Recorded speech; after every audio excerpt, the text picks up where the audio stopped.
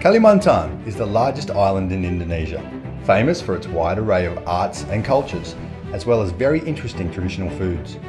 Basically, the motif of art in Borneo is a combination of a basic pattern that has its own meaning, which is then applied into some valuable craft.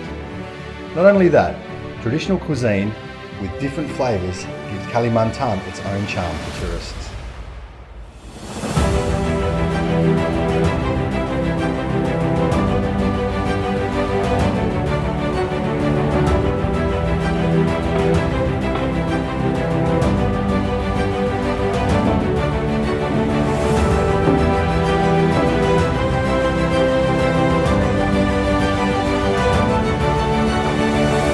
In ancient times, the Dayak tribe was a community living in the jungle of Borneo.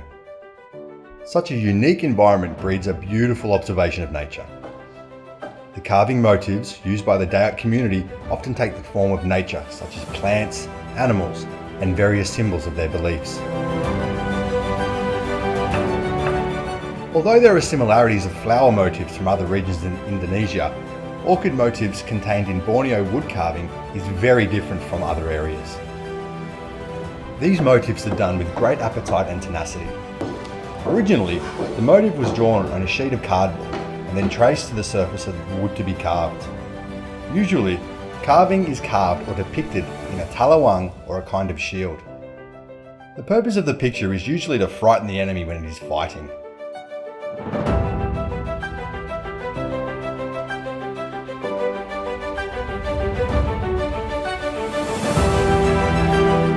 The development of the West Kalimantan carving era changed the function of the shield to that of a wall decoration or ornament at home.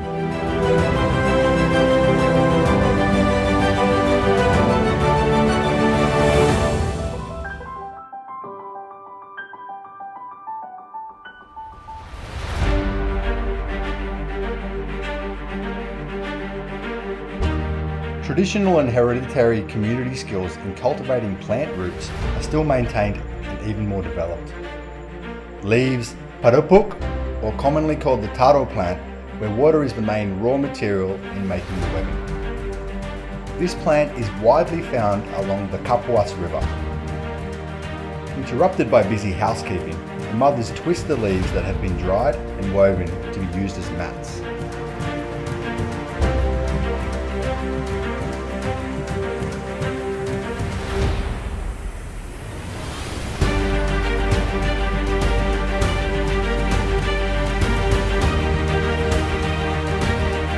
Meanwhile, the fathers weave rattan to make the bell, takin, ajat, tangui, and others.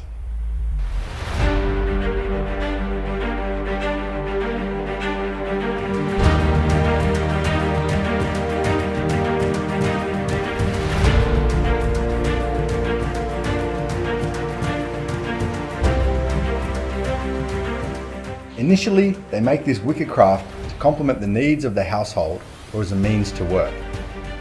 But because some visitors who ever come there want these items as souvenirs, eventually they make this woven craft to be mass produced for sale.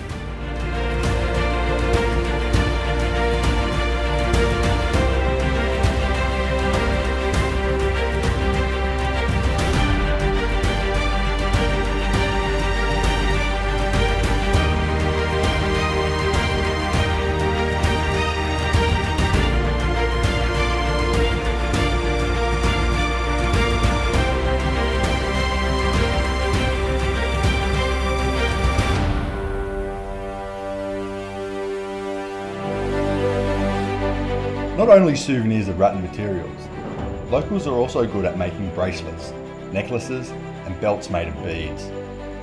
With colours and motifs typical of Dayak tribe, such jewellery is often used as a complement to the usual dance fashion held in traditional ceremonies. But, just as with other crafts, the jewellery made from these beads is finally mass-produced for sale to guests who come. The emergence of groups of artisans in the district of Sintang showed that, in fact, these handicraft products are actually worthy to be marketed.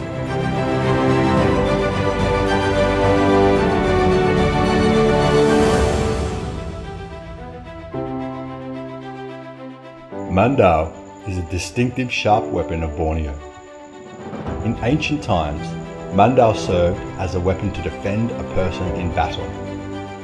But in this modern era, mandau no longer serves as a weapon, but is used as a complementary fashion in traditional ceremonies.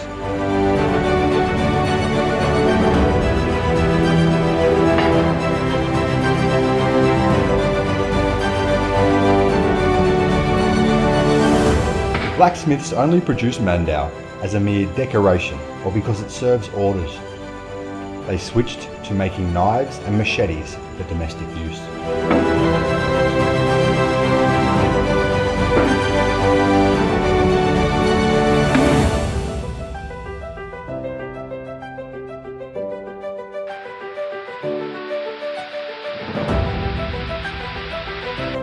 Woven fabrics are the most famous handicrafts in Kalimantan. In ancient times, women made Dayak fabric woven from natural materials. The colour they use is the result of plants and fruits from the surrounding environment, such as mengkudu roots, crushed leaves, and leaves kemonting. But because the plant is increasingly rare, the chemical colour is used as a substitute.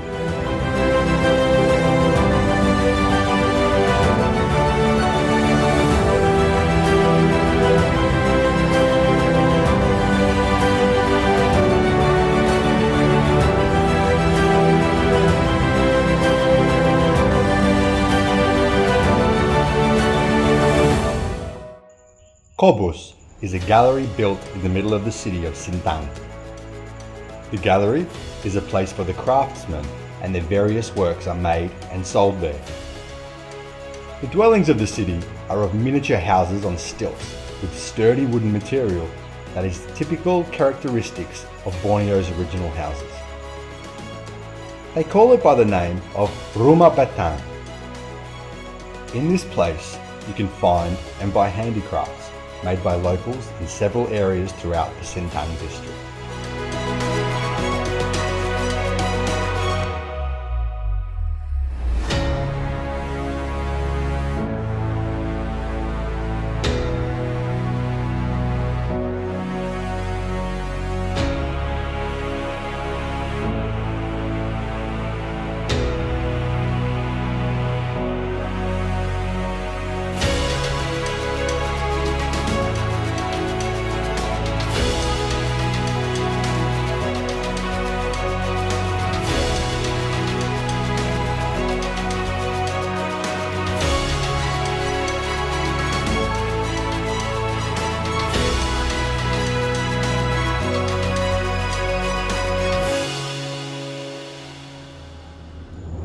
The variety of traditional cakes is a reflection of the diverse cultures and traditions originating from the various areas scattered throughout the Kalimantan.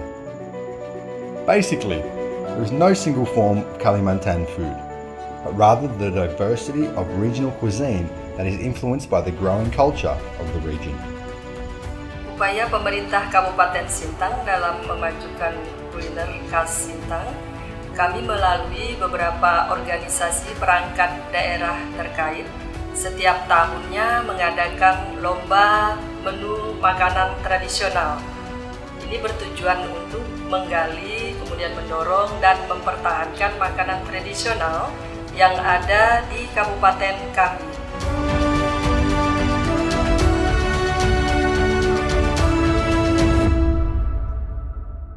There is a large variety of traditional cakes, and these various cakes from different regions have made the distinctive character of each region.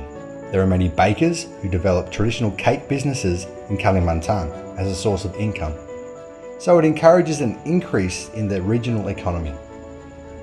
In addition to the delicious taste, processing of various cakes is also done in a very high standard of quality. In the former kingdom, Misbah cake became a special dish of the royal event, especially when applying for a princess. And one of the requirements to become a king's wife is to make this Misbah cake well. Now, a cake that has a backdrop of this history can be made and eaten by everyone.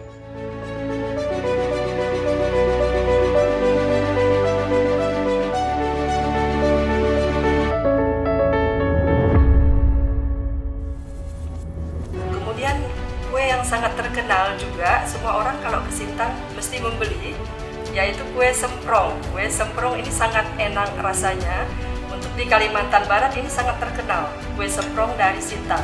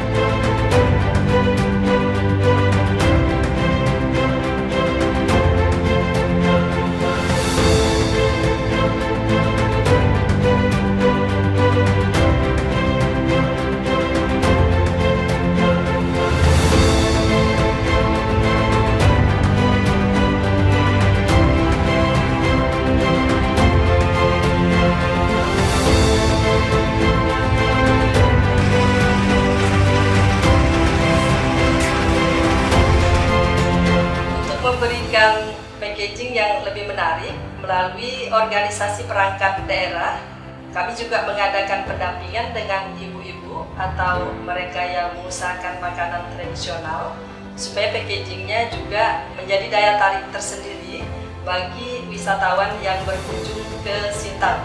Hal ini dilakukan setiap tahun oleh Dinas Perindustrian Perdagangan, Koperasi dan Usaha Kecil Menengah.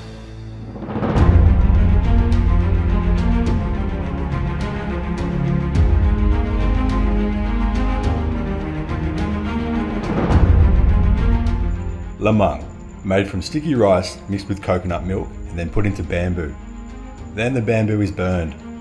Cooking methods like that produce taste and aroma that is very typical as Indonesia's pastime. Choosing a used bamboo is also not haphazard. What is needed is thick bamboo because it must be burn resistant. Thin skin bamboo can damage the flavour itself.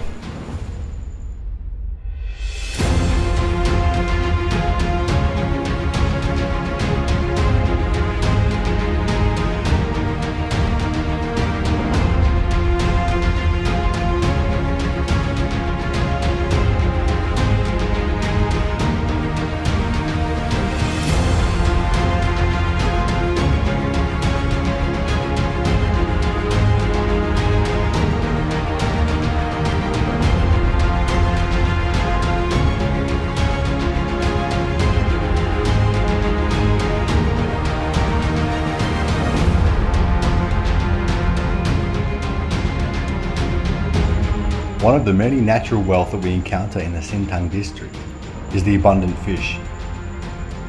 Sintang Regency includes the territory traversed by the Kapuas River. Potential cultivation and fishery development is quite large in this area. Fish as the main menu in each dish is processed in various ways to produce some kind of tasteful cuisine, using various spice herbs to give the impression of different colours and flavours.